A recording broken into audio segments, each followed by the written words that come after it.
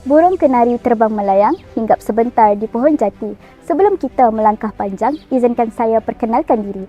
Assalamualaikum dan salam sejahtera. Saya Suri Nurfarisha Fazrin Fuzlan daripada Politeknik Mersing Johor. Saya merupakan pelajar Diploma Teknologi Maklumat dan kini berada di semester keempat. Saya juga menyandang jawatan Timbalan Pengurusi 1 yang memfokuskan kepada hal-hal ehwal pengurusan dan pentadbiran bagi Kelab Orator Politeknik Mersing Johor. Warisan sejarah merupakan khazanah berharga yang melambangkan identiti sesebuah negara. Melalui jejak warisan, kita dapat mengenali sejarah lampau, memahami budaya masyarakat terdahulu serta menghargai peninggalan yang masih kekal hingga ke hari ini.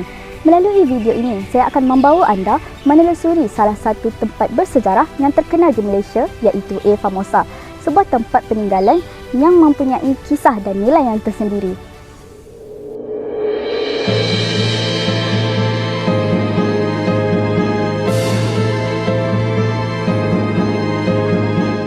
Hari ini saya akan membawa anda ke A Famosa, salah satu tempat bersejarah di negeri Melaka dan juga Malaysia.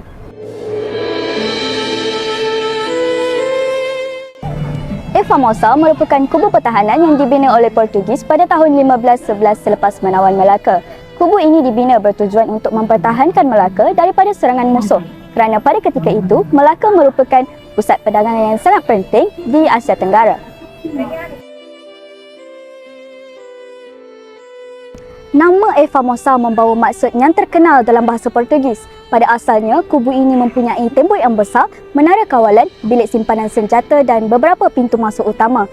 Namun akibat peperangan dan peredaran zaman, sebahagian daripada kubu ini terpaksa dimusnahkan.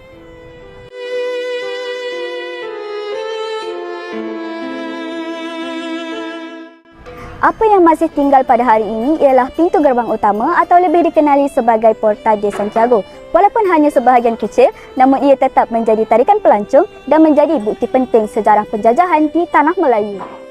Menelusuri jejak warisan di A Famosa memberi peluang kepada kita untuk lebih menghargai pengorbanan dan sejarah lampau negara. Selain itu, kawasan sekitar A Famosa juga mempunyai pelbagai lokasi bersejarah lain seperti Bukit Melaka yang menambahkan lagi nilai warisan di kawasan ini. Saya berpendapat bahawa sebagai generasi muda, kita haruslah memelihara dan menghargai warisan sejarah agar tidak hilang di telan zaman. Hal ini kerana warisan sejarah seperti A Famosa bukan sahaja menjadi sumber tarikan pelancongan, malah turut menjadi sumber ilmu dan identiti negara untuk generasi yang akan datang. Jelaslah bahawa jejak warisan di A Famosa mampu membuka mata kita tentang betapa pentingnya menjaga dan menghargai tinggalan sejarah yang penuh nilai dan pengajaran. Setelah menelusuri sejarah di A Famosa, dapatlah kita memahami bahawa tinggalan warisan mempunyai kisah tersendiri yang wajar dikenang dan dihargai oleh generasi kini. Tinggalan bersejarah seperti ini bukan sahaja dapat menjadi tarikan pelancongan, malah turut menjadi bukti perjalanan sejarah negara yang penuh makna. Oleh itu, sebagai generasi muda, kita sangat memainkan peranan penting dalam memelihara dan menghargai warisan agar terus kekal di masa hadapan. Dengan itu, berakhirlah perjalanan jejak warisan saya kali ini. Sekian sahaja daripada saya, Suri Nurfarisha, melaporkan terus dari Politeknik Mersing Johor.